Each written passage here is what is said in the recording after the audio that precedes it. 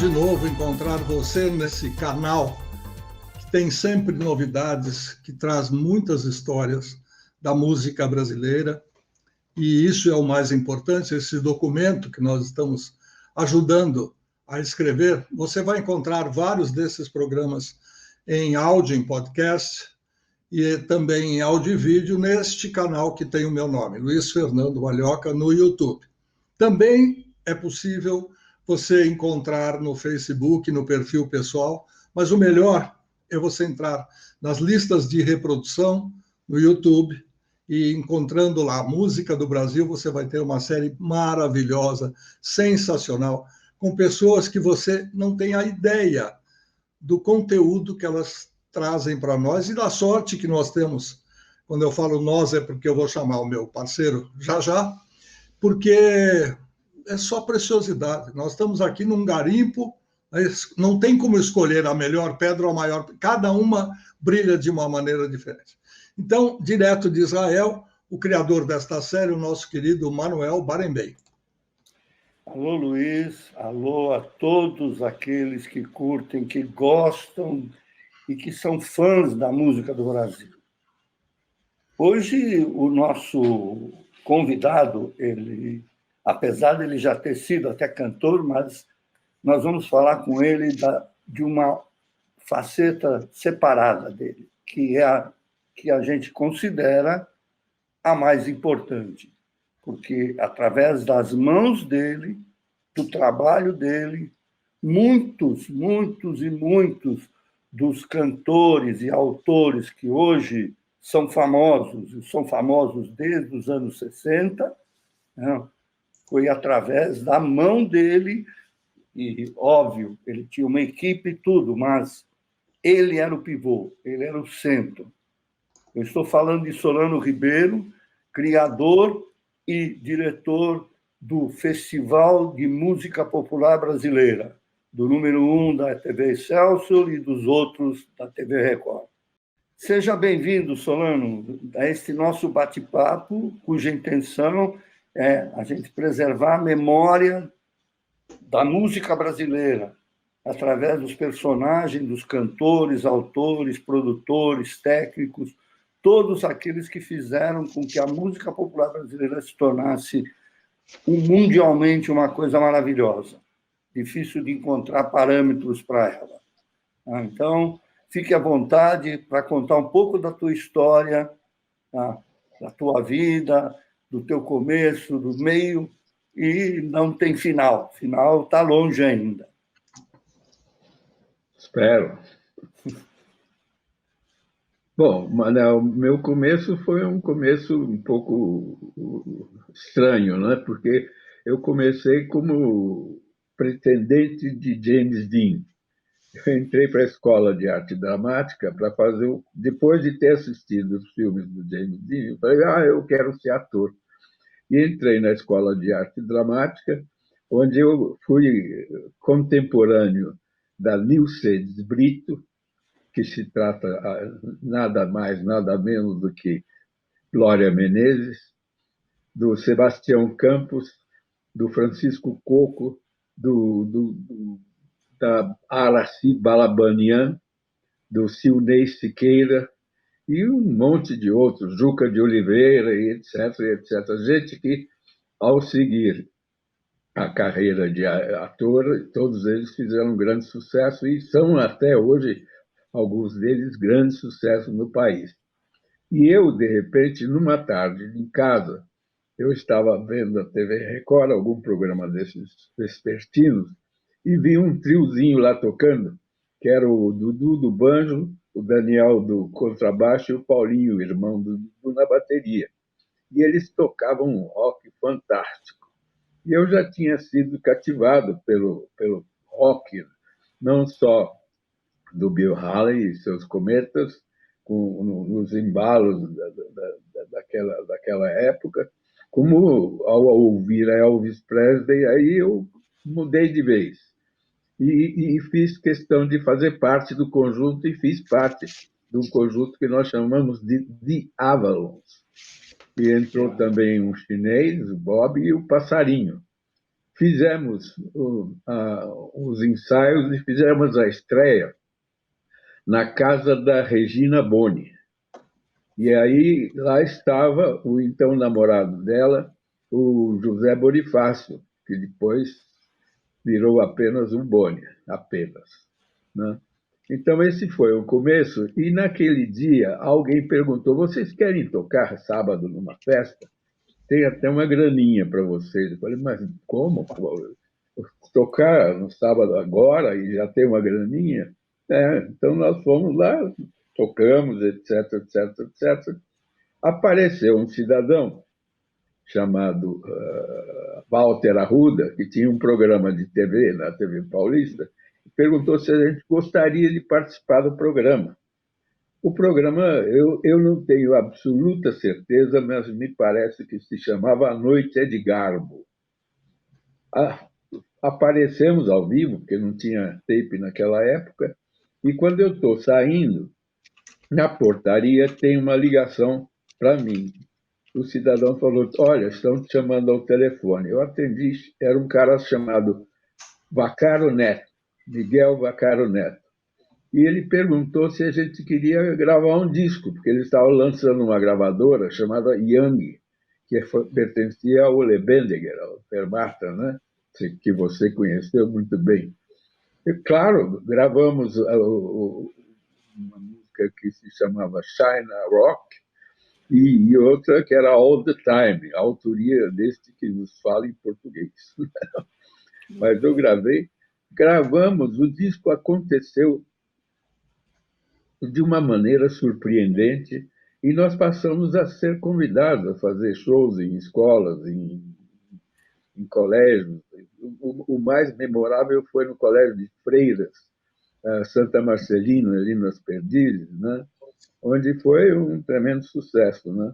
Até que um dia fomos chamados pelo Abelardo Figueiredo, porque a Record trazia atrações internacionais, né? E fomos, então, convidados, e tinha o Esquenta, era um show que antecedia a grande atração. E nós fomos convidados para fazer o Esquenta da Brenda Lee, né? Foi a primeira que a gente fez, e foi fantástico, aquele troço foi uma experiência maravilhosa, e depois fizemos outros, fizemos do Neil Sedaka, do Paul Anka, dos Ink Spots, até que, de repente, eu comecei a me cansar um pouco daquele tipo de participação, e aí aconteceu mais outro evento na minha vida. Eu ouvi um cara chamado João Gilberto. Aí eu falei: poxa, tudo que eu estou fazendo está tudo errado.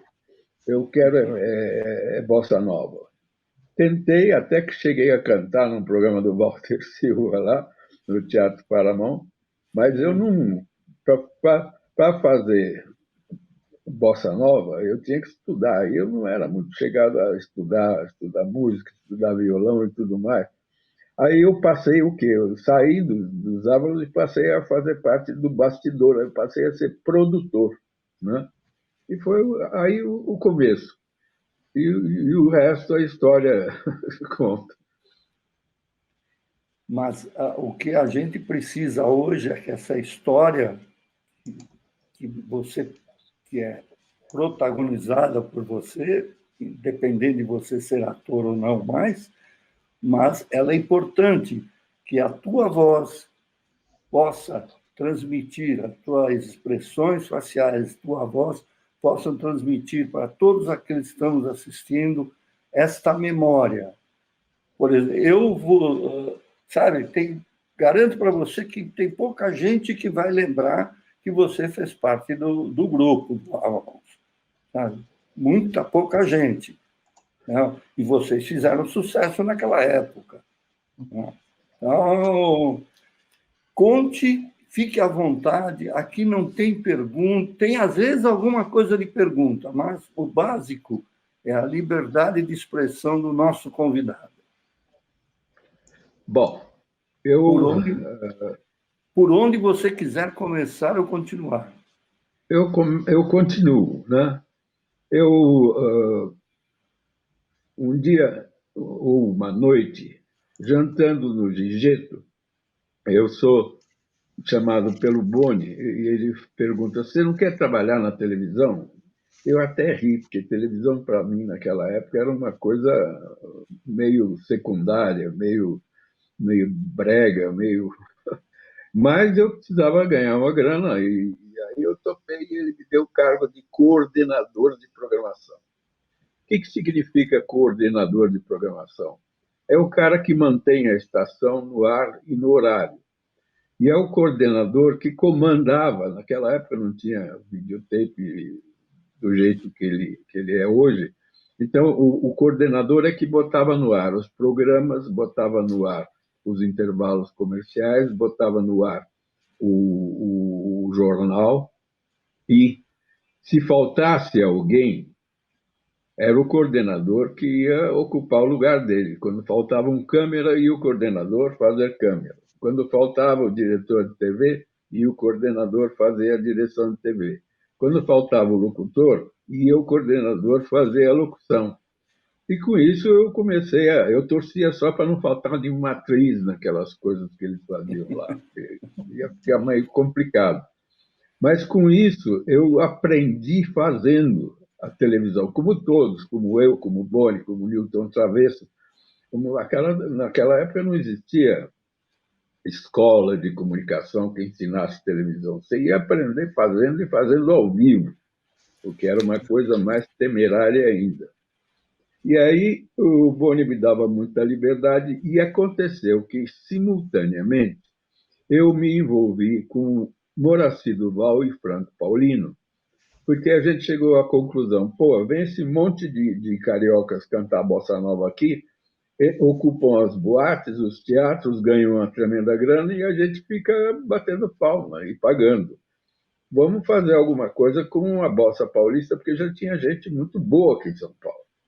E aí eles criaram as reuniões da bossa paulista. O que era isso? Eu juntava um bando de gente na casa de alguma casa de alguém que tivesse um piano, tinha que ser uma casa grande, levava-se o drures, alguma coisa para beliscar, todo mundo enchia a cara e saía no fim do dia com alguma música, alguma parceria, alguma coisa interessante.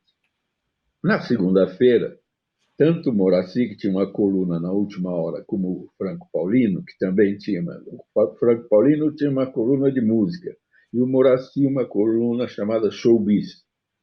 E a gente percebeu que aquilo despertava grande interesse, todo mundo queria saber o que era aquele negócio. Eu cheguei à conclusão que estava na hora de criar uma coisa um pouco mais acessível. E eu levei, então, aquela turma para o Teatro de Arena, aquele teatrinho da Teodoro Weimer, e fizemos lá as noites de bossa, com esse elenco. A primeira noite nós tivemos que... Foi tanta gente para um teatro pequenininho como a Arena, que nós tivemos que repetir a sessão. E aquilo passou a ser um grande sucesso, né?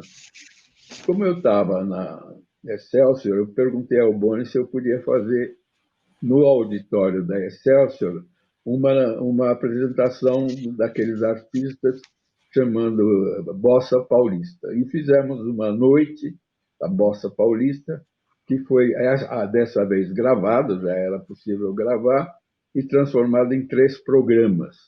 O auditório ficou lá bastante vazio e os programas não deram quase audiência nenhuma, né? Mas aí eu sou procurado por um cidadão chamado Walter Guerreiro, que era então da Bacana Erickson, e era o diretor de conta dos sapatos, da casa de calçados Eduardo. E ele perguntou se eu queria fazer uma noite misturando o elenco paulista com os cariocas. Eu falei, mas, poxa, é evidente que quero, né? Ainda mais com patrocínio. E aí eu fiz, então, a noite de bossa, trazendo o pessoal do Rio de Janeiro, misturando com o pessoal de São Paulo. Foi a primeira vez que Elis Regina cantou em São Paulo, na sua nova fase, né? Na primeira fila do auditório lá do cultura artística, estava Walter Silva, o então nosso pica-pau. E aí já foi quase lotado aquele auditório. Fizemos 3 programas que já deu algum número em termos de Ibope, o que me levou a considerar a possibilidade de ampliar um pouco o alcance daquilo que a gente estava fazendo. Naquela época, você deve lembrar, o Brasil era inundado por um monte de músicas italianas que saíam do Festival de Sanremo e inundavam o planeta. Eu pensei, poxa, por que a gente não faz alguma coisa igual? Procurei o Lebendiger, pedi a ele o regulamento do Festival de Sanremo, ele me deu, e eu, lendo o Festival de Sanremo, falei, vou fazer uma adaptação desse regulamento e fazer uma tentativa de festival aqui em São Paulo. O problema é que o Festival de Sanremo é totalmente dominado pelas gravadoras e editoras. Eu pensei, bom, se eu fizer isso, vai acontecer nada, vai ficar tudo igual, a mesma coisa. Não vamos inovar em coisa nenhuma. Então, eu fiz um festival aberto. O que significa isso? Entrava quem quisesse, botava uma música, e essa música ia ser considerada. Naquela época, não existia ainda essa facilidade de gravações. Então, o cara tinha que mandar uma partitura e a letra. Aí eu juntei um bando de gente para ouvir aquilo, dar o piano, o Godoy, o Hamilton Godoy, e para avaliar as músicas também, o maestro Damiano Cotzella, o Rogério Duprat, mais tarde entrou o Júlio Medalha também, e para avaliar as letras, o Décio Pinhatari e o Augusto de Campos. Né? Ou seja, um timinho bem michuruco. Né? E com isso, o Hamilton tocando e o Cosella cantando, às vezes eu lá tentando. E a gente chegou a 36 músicas, e as 36 músicas se transformaram na base do que foi o primeiro Festival Nacional da Música Popular Brasileira, que, por ser muito extenso o título, os jornalistas começaram a abreviar. Então, era Festival da Música Brasileira e depois acabou virando MPB. O termo MPB nasceu da preguiça dos editores em colocar aquele título imenso do festival e começaram a falar Festival da MPB, e aí apareceu o quê? A sigla MPB, que passou a ser praticamente um movimento musical, de onde apareceram praticamente todos os que foram fazendo sucesso aquele primeiro festival. A Elis ganhou com o Arrastão. Eu perguntei para Elis, você quer assinar um contrato com a TV Excelsior? Ela, na época, tinha um contrato com a TV Rio, onde ganhava 80 mil, sei lá que moeda era aquela. E ela falou, eu só vou se eu receber 600 mil. Falei com o Calil Filho, que era o diretor artístico, e fiquei esperando, e a resposta veio. O Edson Leite, que era o diretor-geral da TV Excelsior, falou a seguinte coisa, não temos nada a fazer com essa moça. Bom, eu já tinha apresentado a ela o Marcos Lázaro, que era um empresário de coisas de atrações circenses e atrações musicais de terceira linha, etc. Mas ele era um excelente negociante, um excelente trabalhador, e passou a oferecer a Elis tanto para a Tupi quanto para a Record. A Tupi se interessou, mas a Record se interessou muito mais e contratou a Elis e passou a pagar a ela a quantia de 6 milhões daquela moeda que eu não sei qual era. E o Paulinho contratou não só a Elis, como também o que existia de música brasileira na época, e fez o programa O Fino da Bossa. Né? Depois, ele estendeu a sua amplitude, fez o Boa Saudade, que era um programa com o sambão, fez o Aguinaldo Rayol Show, o Corte Rayol Show, que era um programa misto de humor e música, e já havia colocado no ar um carinha que se chamava Roberto Carlos, naquele programa de domingo, Jovem em Guarda. Então, com isso, a Record foi subindo em audiência. Aí o Paulinho perguntou se eu queria fazer um... bom, quando fui no Natal de 1965, eu fui dar um bom Natal, um feliz Ano Novo para os diretores lá.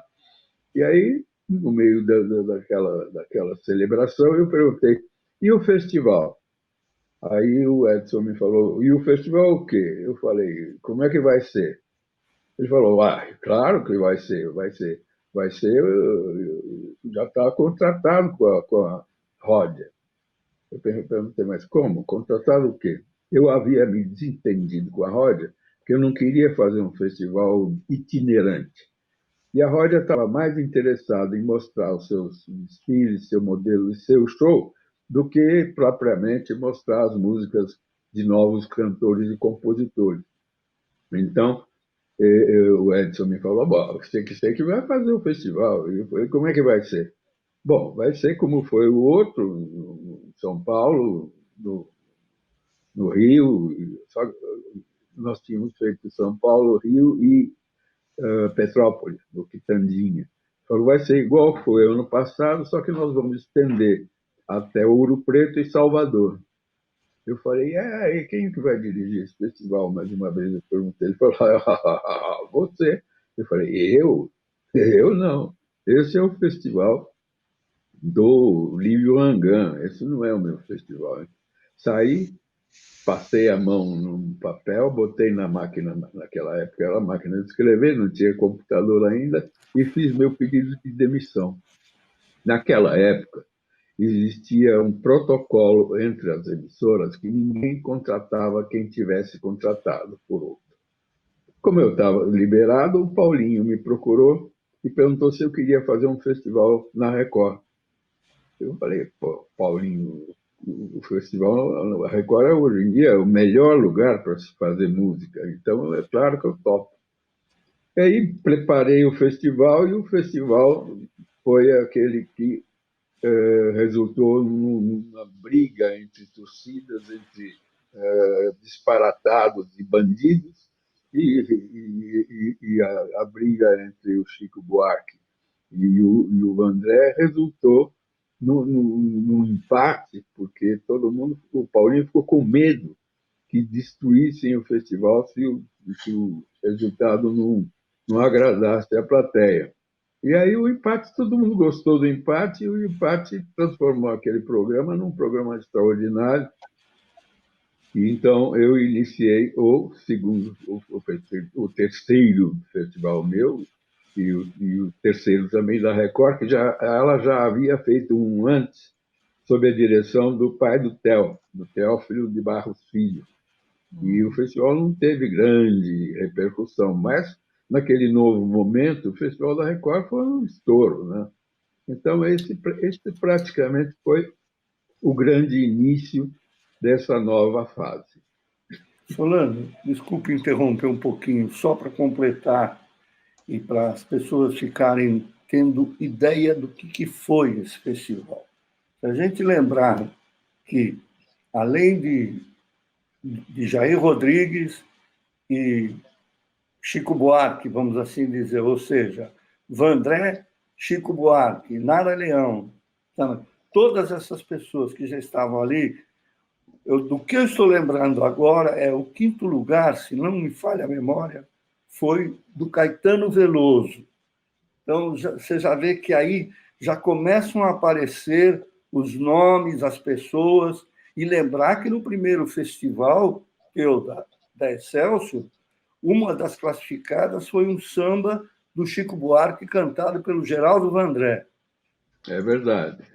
Então, por isso que eu comecei falando de tudo que aconteceu da música brasileira, que deu assim a explosão real, ela, óbvio, a programação da Record era importantíssimo, mas os festivais trouxeram uma coisa mais abrangente, mais popular. Quer dizer, virou torcida organizada de futebol. Né? Então, foi muito importante isso.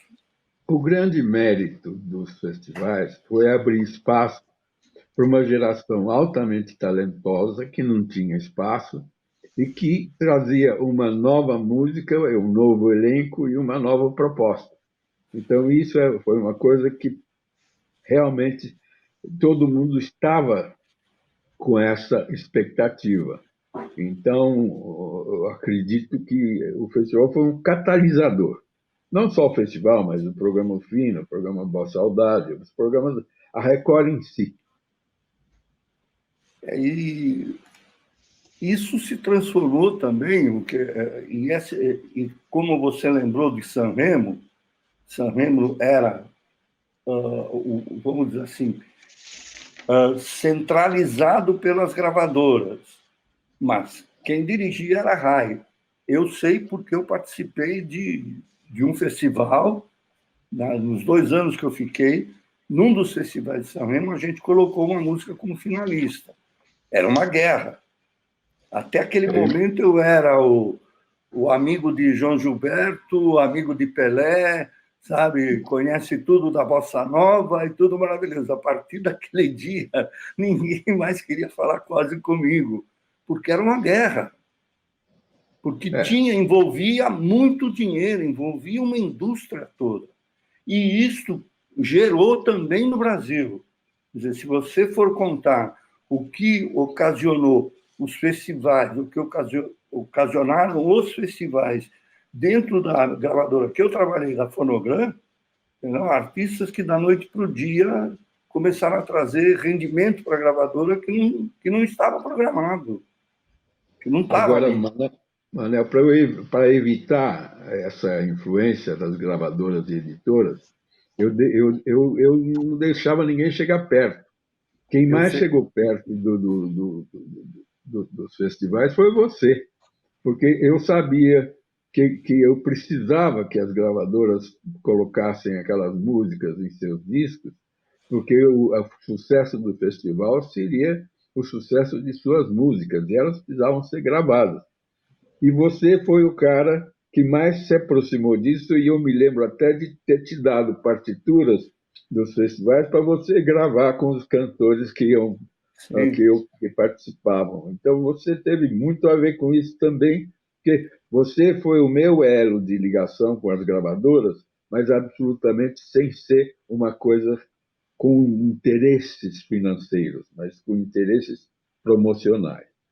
Porque também, nessa época, Solano, as gravadoras também não pensavam apenas e tão somente no valor monetário da história. Nessa época, havia o interesse de você passar anos com um artista que desde aquele primeiro minuto, estava dando lucro para você, porque ele tinha competência, ele tinha uma estrada para ir, e, obviamente, o festival trazia um ponto mais importante ainda. Ele levava para todo espectador, levava para todo o Brasil, no caso, ele levava aqueles artistas, eles entravam na casa das pessoas. Então, para nós, da gravadora, era muito importante gravar. E era tão... Eu vou até contar uma passagem, que eu acho que você não conhece. Era tão...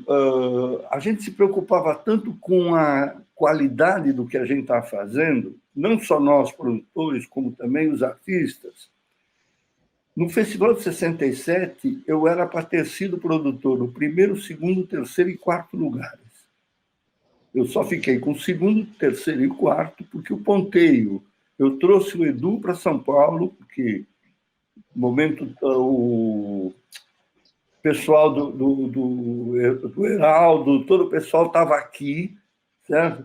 Eles vieram para gravar aqui no estúdio da RG Ana Paula Souza. Fomos para o estúdio e o Edu não ficou contente com o som que estava saindo.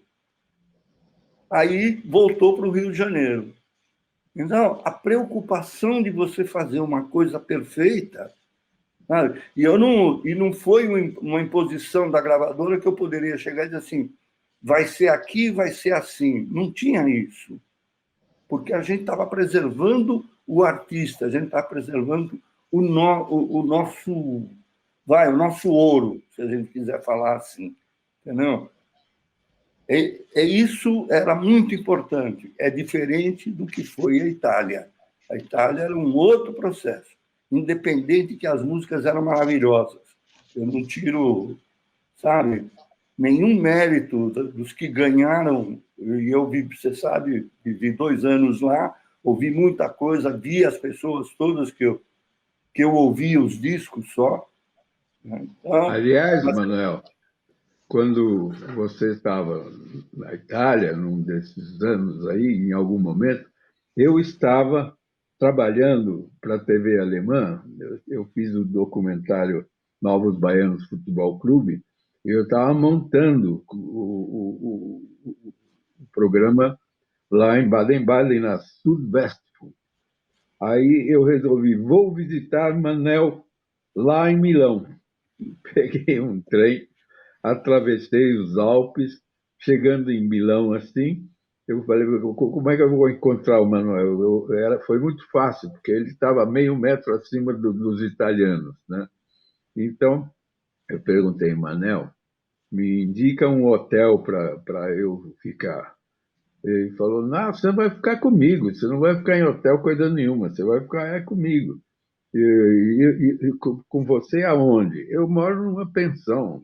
Ih, meu Deus do céu, eu preferia ir para um hotel. Não, você vai ficar comigo, etc. Aí me levou para uma pensão. Sabe onde era a pensão? Na galeria, como é que chama? Galeria del Corso, na Galeria del Corso, 7º andar, Pensione Bozzola. Eram 2 irmãs solteironas, tá?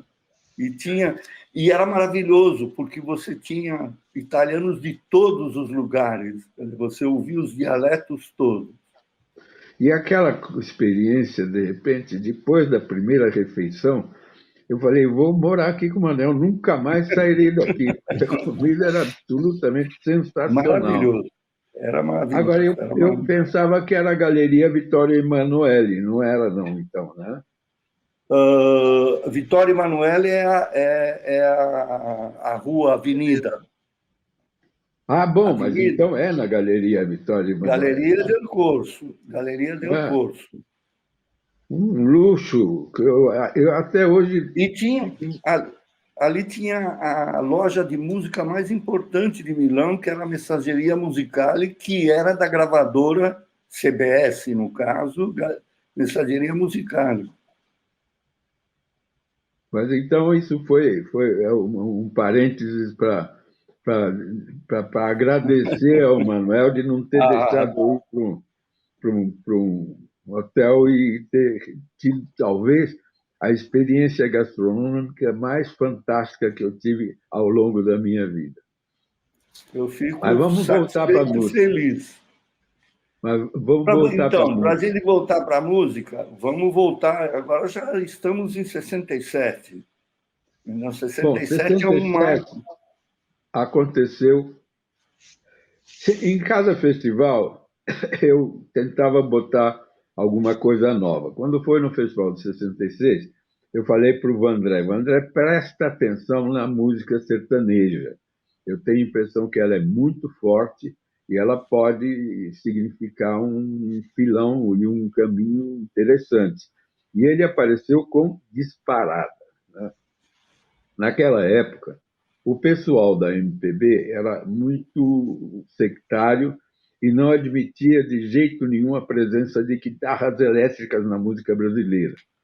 E uma noite eu fui jantar com o Guilherme Araújo e o Caetano Veloso no Deck, um restaurante que existia na 9 de julho. Fomos até no porão, praticamente assim. E eu convenci o Caetano de que a música brasileira era muito campestre, praieira. E estava na hora de passar a usar temas urbanos, né? E também na sua instrumentação. Por que não usar guitarras elétricas? Pois bem, um dia o Guilherme Araújo me encontra e fala: meu filho, você encontrou uma coisa fantástica. O Caetano fez uma música que você vai ficar maravilhado. A música era Alegria, Alegria. O tema urbano e uma instrumentação mais de acordo com o que estava acontecendo no planeta, né? E o Gil foi ainda mais além, pegou o Rogério Duprat e fez exatamente uma coisa que já acontecia nos principais grupos europeus. Colocou música, uma orquestra para valer atrás, só que o Rogério ainda foi mais longe, botou berimbau, botou o Quarteto Novo. Não, o Quarteto Novo não foi. O Quarteto Não, Novo foi o berimbau, foi... o Dirceu, e foi os Mutantes cantando e tocando. Exatamente. Botou os Mutantes com as suas guitarras e suas fantasias. E aquilo foi um arraso, o que virou, se chamaram de som universal. Por quê? Porque ele estava mais ou menos no mesmo caminho dos grupos europeus, né? E aquele som universal, ao correr da carruagem, acabou se transformando no tropicalismo. Só para completar da minha parte, com a entrada, com essa história de usar os Beat Boys e depois usar os Mutantes, simplesmente completou meu sonho. Meu sonho era exatamente esse, de fazer a música brasileira e colocar instrumentos internacionais, instrumentos que tocassem em qualquer lugar do mundo, não só o violão, que não era só o violão, a guitarra e tudo. Isso veio, obviamente, uma série de coisas, circunstâncias, incluindo os Beatles. Então, com a chegada dos Beatles, também, para mim, foi o ponto básico para chegar onde... E, óbvio, quando ele me mostrou Alegria e ainda me fala, eu gostaria de gravar com os Beat Boys. Eu falei, não está brincando? E o Gil, quando mostrou Domingo no Parque, na casa do Júlio Medalha, e a gente já estava imaginando, quer dizer, já falando da guitarra, do baixo dobrado, quer dizer, o Arnaldo tocou o mesmo baixo que o Gabriel tocou. O Gabriel tocou com a orquestra o baixo acústico e o Arnaldo tocou o baixo elétrico. E esse festival de 67, além dessas extraordinárias participações do Gil, do Caetano, do Rogério, foi extraordinariamente rico em termos de música.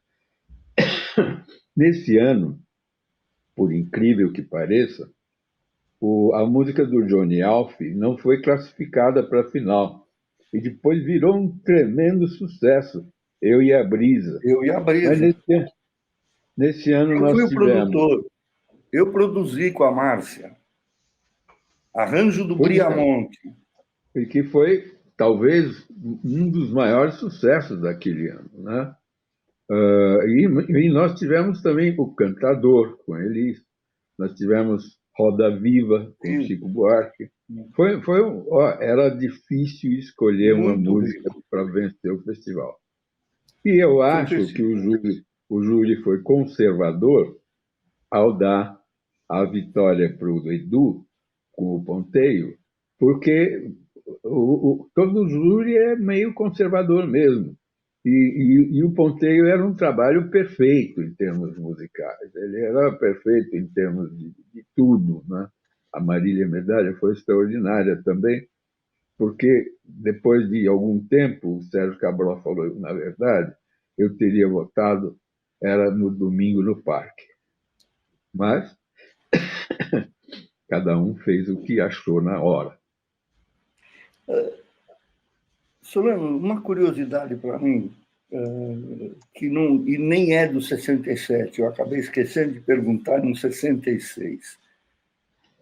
até hoje me soa muito estranho, no dia também, de lá para cá estranho, como é que uma música fica em quinto lugar, tendo sido a melhor letra do festival. Ou seja,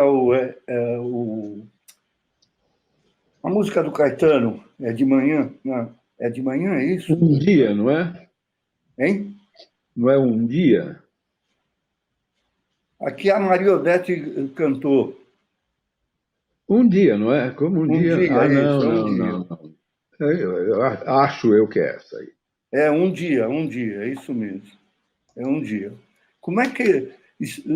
Você que viveu ali perto do júri, como é que chega a acontecer uma coisa dessa? A música fica em quinto lugar e a melhor letra. É complicado. A cabeça de jurado é uma coisa que nem, que nem já dizem por aí. Cabeça de juiz, você não sabe o que vai sair. Pode ser cocô de criança. Isso foi uma curiosidade. Voltemos a 67. Você nomina essas músicas todas, a gente começa a olhar para o passado e ver o que, sabe, o que poderia ter, sabe, o que não. Eu estou tentando imaginar se não tivesse existido o festival, os festivais, no caso. Né? Se não tivessem existido, o que teria sido? Porque não era uma coisa para você chegar e mostrar mesmo a música de um artista, né, você tem que ter uma plateia imensa. E essa plateia imensa era só numa hora em que todo mundo estava ali concentrado naquilo. Não era E um na televisão. programa. E na televisão, né, Manel? Se não fosse a televisão, nada disso teria tido a dimensão que acabou tendo. Nas Claro, claro. noites finais do Festival de 66 e 67, a cidade ficava deserta, ninguém saía nas ruas, ficava todo mundo assistindo televisão. Então, era realmente o que você falou, nós tínhamos um clima absolutamente favorável, e esse público, que era um público bastante sensível e inteligente, percebia as eventuais evoluções que aconteceram. Aconteceu com o André, aconteceu com Caetano, as Gil. guitarras, e com o Gil, com o Caetano.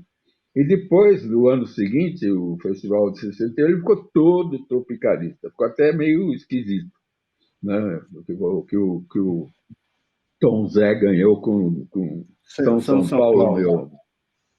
Então, E nesse de 68 teve a explosão da Gal, Divino e exato, Maravilhoso. exato.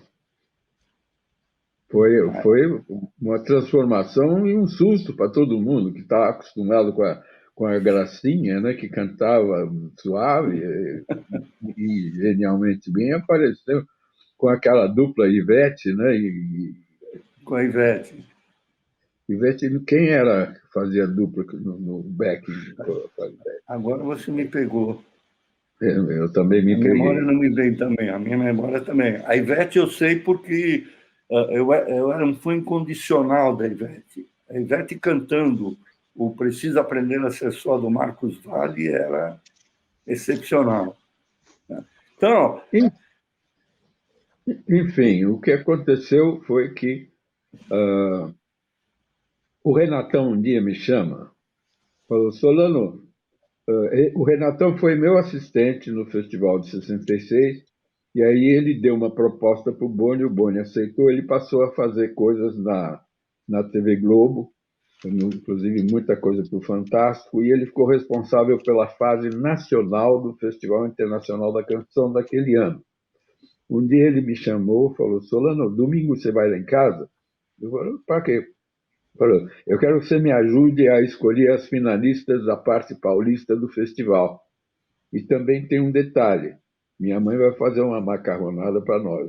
Eu não sei se foi o que me atraiu mais, a macarronada da mãe do Renatão ou a escolha das músicas. Mas, de qualquer maneira, escolhemos as músicas e, dentre elas, estava Para Não Dizer Que Não Falei de Flores, e também estava Ensaio Geral, do Gil, e estava Proibido, Proibido, do Caetano do Veloso. Caetano. Eu, depois de comer aquela macarronada, eu falei, olha, Renatão, não sei o que nós fizemos, aí pode ser que deu uma grande besteira isso aí. E acabou dando mesmo, porque aconteceu a agressão. Para começar, o júri não entendeu a música do Gil. O Gil, naquele momento, estava muito para mais Jimi Hendrix do que para qualquer outra coisa. Então, o júri rejeitou a música e o Caetano, enfurecido pelo fato do Gil ter sido rejeitado, ele já entrou furioso. E com os Mutantes, e ele ainda botou um ator bailarino lá no meio do número, que ficou uma coisa que o pessoal do Tuca não entendeu nada. Né? Aquele pessoal. É proibido, proibido, devia ser a palavra da época, porque a censura estava batendo firme. Na França, o grande sucesso era um livro chamado Les Mires ont la parole, que era a respeito dos afiches dos recados escritos dos muros, né? Então, aqui aquela turma do Tuca, que devia ser adiantada e avançada, ela realmente passou a ser completamente reacionária e agrediu o Caetano daquela maneira. O Caetano saiu xingando, fez uma coisa que até eu liguei para o André Midani e falei, isso tem que ser registrado. Ele falou, mas como é que eu vou registrar? Não tem isso. Eu falei, liga para o Renatão e tira o som do vídeo, tira o som da televisão. E ele fez isso e o Renatão concedeu e aconteceu a gravação, que, por incrível que pareça, eu não sei quem foi lá na Philips, botou o nome de, como é que é? Clima de auditório, ou qualquer coisa assim. E foi um registro importantíssimo, que até hoje ele é marcante. E depois aconteceu do Geraldo André ir para o Rio de Janeiro e virar a antítese do Sabiá, né? Ele como é que é? Para não dizer que não falei de flor. Que acabou virando Caminhando, né? Caminhando. E um ninho de revolucionários e que acabou virando hino da resistência até hoje. Tem gente que sai pela rua aí, quando em passeatas, e sai caminhando e cantando.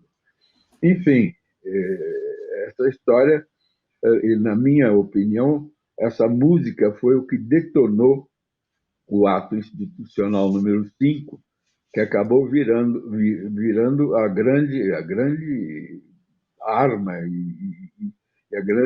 o grande bastão da ditadura em cima de todo mundo, com aquela censura absurda, com a perseguição ao Caetano e ao Gil, perseguição ao André, teve que sair fugido.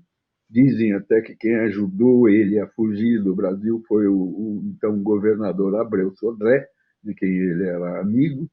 E aí, o que mais aconteceu? Aconteceu que todo mundo começou a ir embora, né? E eu também, eu acabei desistindo, porque eu não podia, naquele momento, fazer um festival da Record, fazer um festival de 69 para dizer que estava tudo bem. Não estava tudo bem. Os artistas que eu tinha revelado estavam todos fora do Brasil, ou saindo do Brasil, e eu também saí, fui para a Alemanha para fazer programas de televisão com música brasileira lá. E aí aqui aconteceu que o marketing e a indústria da música e do disco ocupou os espaços que estavam ocupados pelo aquele elenco e por aquela época, e nós entramos nesse desfilar de absurdos, de grossuras, que está até hoje aí.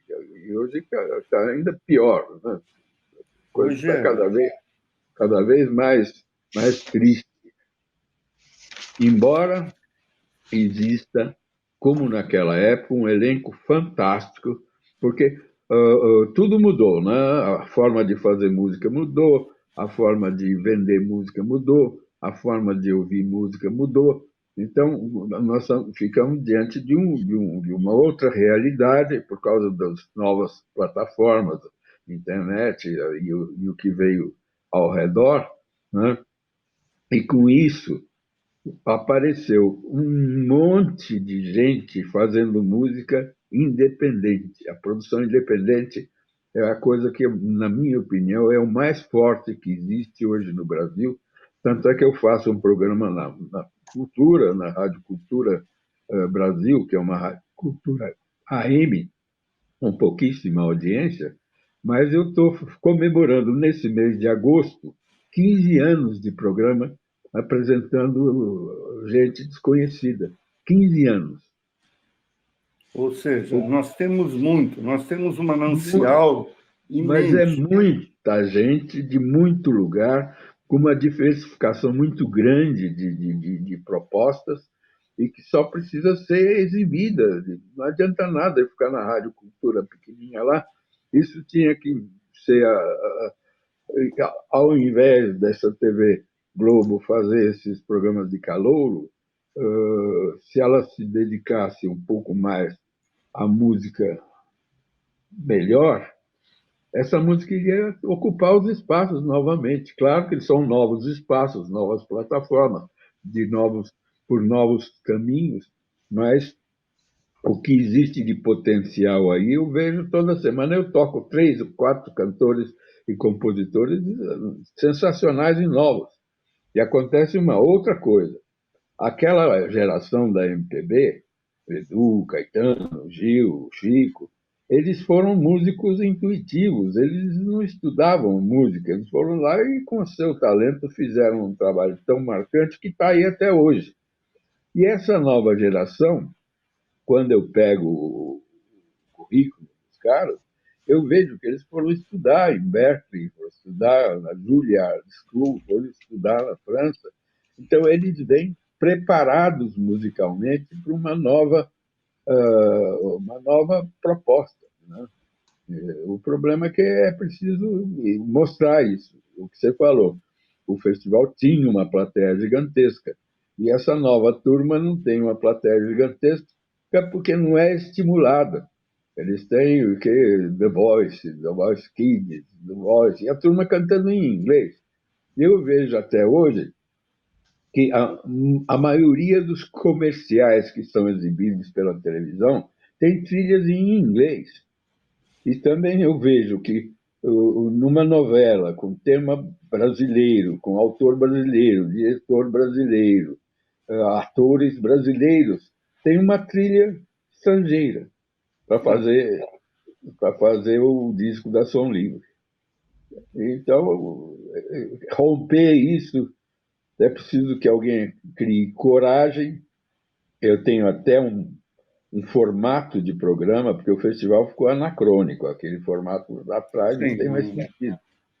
Então, eu fiz um novo formato, mas eu estou encontrando muita dificuldade mesmo. Na TV Cultura, eu sou ouvido, mas a TV Cultura está numa fase pandêmica,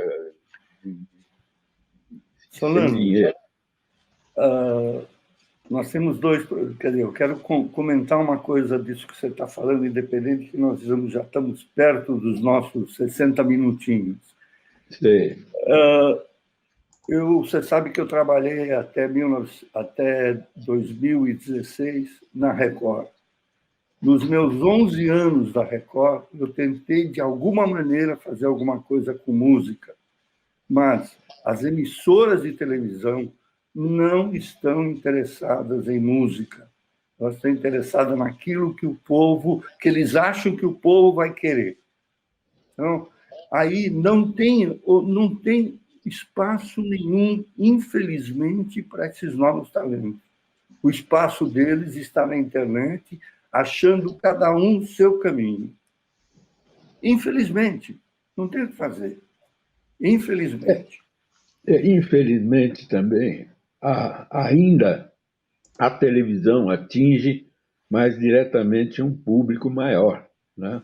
Só que mostrando esse monte de porcaria que eles mostram, isso não vai acontecer de maneira diferente. É preciso que alguém tenha coragem, alguma emissora um pouco mais poderosa, talvez até a Bandeirantes, enfim, porque a Band já teve um passado de música interessante, né?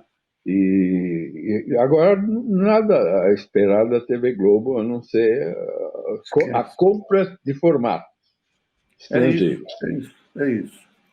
Solano, a gente queria muito, mas muito agradecer você, esses 60 minutinhos, como eu disse antes, que você pôde contar para a gente histórias, relembrar pessoas e fazer reviver a memória daqueles que ainda lembram do que era e daqueles que não conhecem, que ficam sabendo por que aconteceu isso, como foi isso. Eu ouvi falar Não ouvi falar, agora eu sei por quê.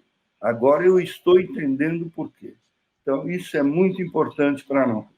Então, valeu a tua presença, muito, mas muito obrigado em nosso nome. Tá? E em nome de todos aqueles que vão ter o prazer de te ouvir e te ver. Um grande abraço para você.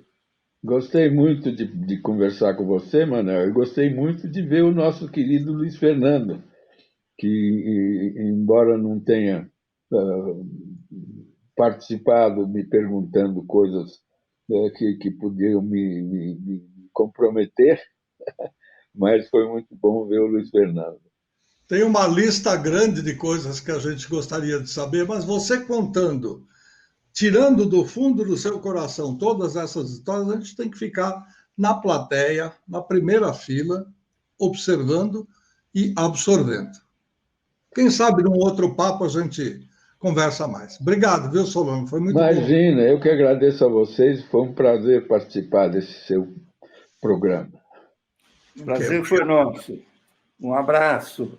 Está aí, doutor Manuel, a mais uma preciosidade da série Música do Brasil, com o chamado Homem dos Festivais. Vem para cá, Mané, vem. Vamos dividir a tela certinho aqui. O Homem dos Festivais. Quem não conheceu, sabia que existia, já tinha ouvido falar em Solano Ribeiro. Hoje você ouviu dele mesmo, tirando da cabeça das boa memória que ele tem. E ainda, e o Manuel também. Momentos importantíssimos de como nasceu essa música que até hoje a gente chama de música brasileira. Tem um montão de coisa que está acontecendo agora que a gente já não tem nem coragem de dizer que é música brasileira, mas deixa para lá. Mas a gente tem... Diga. Mas antes, Luiz, dizer para você que a gente tem esperança que alguma coisa aconteça. A gente tem que romper... A esperança a gente não pode perder. É isso aí. Vamos lá. Um grande abraço para todos e até a nossa próxima segunda. Até a nossa próxima semana. Né? É que a semana no Brasil começa na segunda, a semana para mim começa no domingo, então fica assim meio conturbado. Até mais. Um abraço. Outro, até mais. Para quem não sabe, o Manuel está em Israel, por isso a semana começa aos domingos.